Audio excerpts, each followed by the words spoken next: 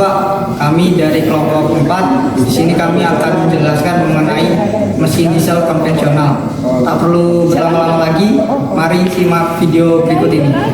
Gas. Baik, sebelum kita membahas mengenai unit mesin diesel ini, yang pertama saya akan memperkenalkan bagian-bagian dari mesin diesel konvensional ini. Yang pertama, di sini dari sini sampai dengan atas ini merupakan head cylinder atau kepala silinder. Lalu dari sini, dari atas ini, dari bagian ini sampai dengan bawah ini merupakan block silinder. Lalu yang paling bawah ini merupakan starter. Nah, di dalam mesin diesel konvensional ini terdapat unit mesin. Nah, unit mesin sendiri adalah bagian yang langsung menghasilkan tenaga. Nah, contohnya block silinder, kepala silinder, piston, connecting rod, crankshaft, flywheel, mekanik katup, dan camshaft.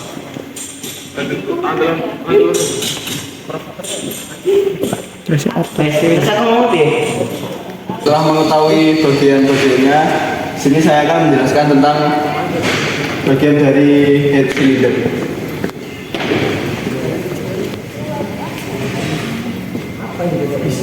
Di sini komponen head cylinder terdiri dari pusrod.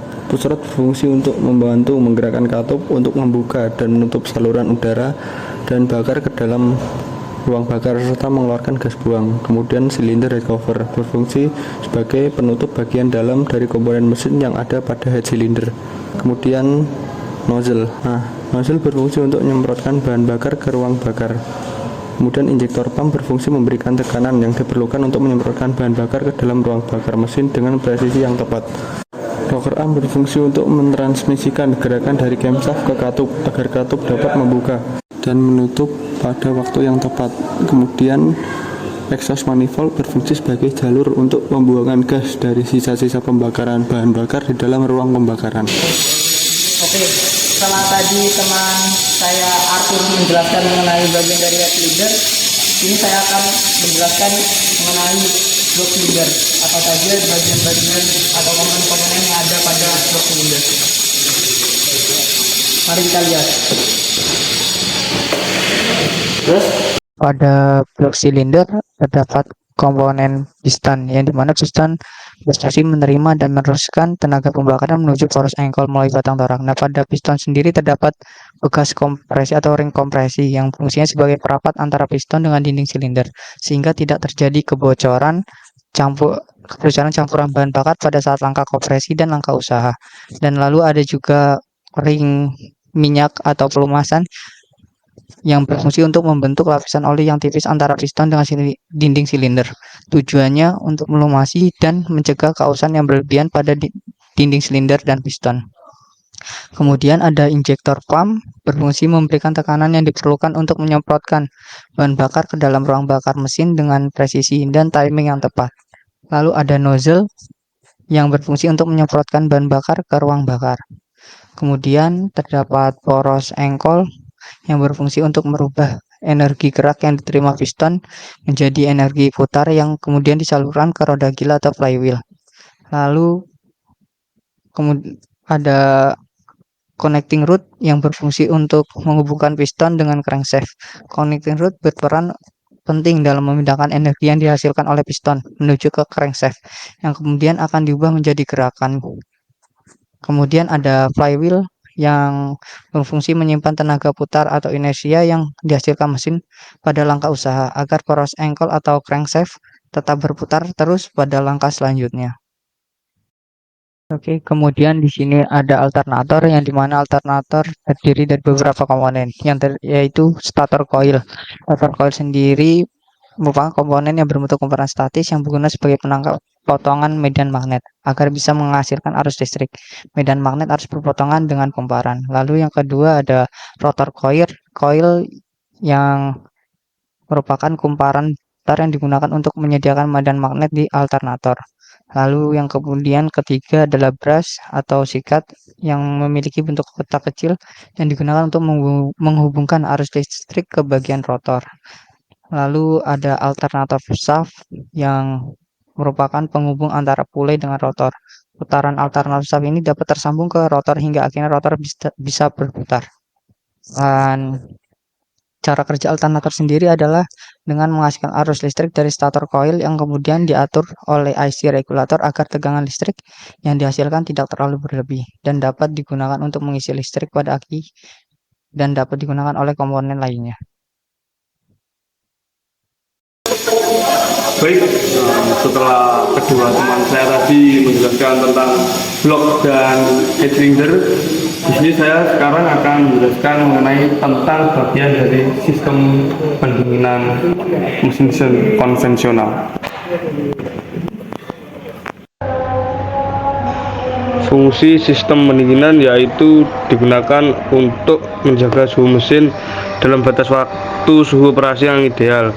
Komponen sistem pendinginan sendiri terdiri dari radiator, tutup radiator, upper tank, lower tank, upper house, lower house, kipas radiator, reservoir tank. Radiator sendiri berfungsi untuk mendinginkan air yang menjadi panas setelah beredar dalam mantel pendingin pada mesin. Lalu tutup radiator berfungsi sebagai penyeimbang tekanan dalam sistem pendinginan agar air tidak mudah mendidih dan menimbulkan tekanan berlebih. Pada tutup radiator ada dua macam katup, yaitu katup tekan yang dimana mereka bekerja ketika mesin panas dan katup vakum yang akan bekerja bila suhu mesin kembali dingin. Lalu komponen lower tank adalah tempat menampung air setelah proses pendinginan terjadi yang terletak di bawah radiator. Selanjutnya kipas radiator berfungsi untuk membantu mendinginkan air yang ada pada radiator dengan menyerap udara dari depan ke belakang untuk mengalirkan udara ke sirip-sirip radiator agar pendinginan air dapat maksimal. Lalu reservoir tank berfungsi untuk menampung sementara uap air pada saat mesin panas. Oke, kali ini saya akan menjelaskan tentang turbo charger. Mari kita lihat.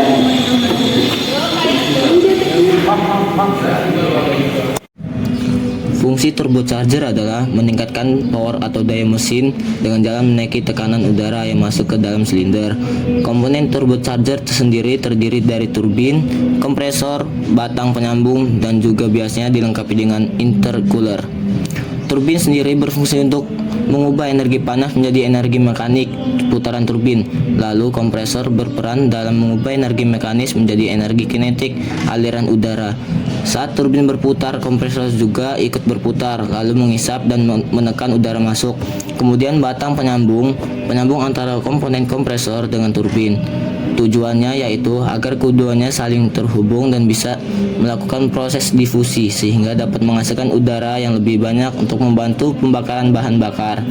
Kemudian intercooler berfungsi untuk mengecilkan molekul, menurunkan suhu udara dan saluran masuk. Semakin kecil molekul udara di intake, semakin besar molekul udara di mesin dan semakin kuat tenaganya. Prinsip kerja turbo cukup sederhana, yakni mengonversikan energi panas dan tekanan gas buang hasil pembakar motor bakar menjadi energi mekanis putaran poros untuk digunakan lebih lanjut mengoperasikan udara yang akan masuk ke ruang bakar melalui intake manifold. Nah, itulah penjelasan mengenai turbocharger sendiri.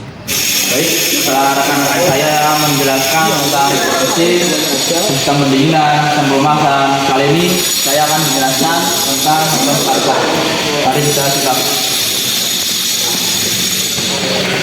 Fungsi sistem motor starter yaitu untuk memutarkan flywheel atau poros angle pertama kali hingga mesin dapat hidup. Setelah itu terjadi siklus yang akan menghasilkan tenaga.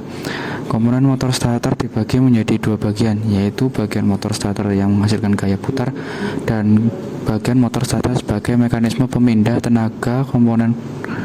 Komponen motor starter yang menghasilkan gaya putar terdiri dari yoke dan pole core yang berfungsi memperkuat medan magnet yang ditimbulkan oleh field coil. Lalu field coil berfungsi untuk membangkitkan medan magnet. Biasanya digunakan 4 field coil atau 4 core. Kemudian armatur dan shaft berfungsi untuk mengubah energi listrik menjadi energi mekanik. Dalam bentuk gerak putar, selanjutnya brush berfungsi untuk meneruskan arus listrik dari field coil ke armatur coil langsung ke massa melalui komutator. Biasanya starter memiliki 4 buah brush. Yang berikutnya komponen motor starter sebagai mekanisme pemindah tenaga yang terdiri dari kopling starter berfungsi untuk memindahkan momen putar dari armatur shaft ke valve.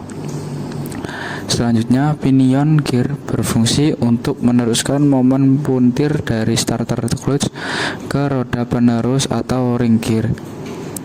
Setelah itu, saklar magnet atau magnetic switch digunakan untuk menghubungkan dan melepas pinion gear ke atau dari roda penerus, sekaligus mengalirkan arus listrik besar pada sirkuit motor starter melalui terminal utama, atau dalam kata lain untuk mematikan dan menghidupkan arus secara magnetik. Lalu drive lever berfungsi untuk mendorong pinion gear untuk berkaitan dengan flywheel dan menarik pinion gear untuk melepas kaitan dengan flywheel. Kemudian armatur berfungsi untuk mengubah energi listrik menjadi mekanik dalam bentuk gerak putar dan sebagai pengerem ketika pinion gear lepas dari kaitan flywheel. Prinsip kerja motor starter sendiri yaitu dengan mengubah energi listrik menjadi energi mekanik atau tenaga putar untuk menggerakkan atau memutar poros engkol agar siklus mesin terpacu sehingga terjadi pembakaran di dalam mesin. Baik, sekian penjelasan dari kelompok 4 mengenai mesin diesel konvensional. Mohon maaf jika ada penjelasan yang kurang jelas. Sekian dan terima kasih. Wassalamualaikum warahmatullahi wabarakatuh.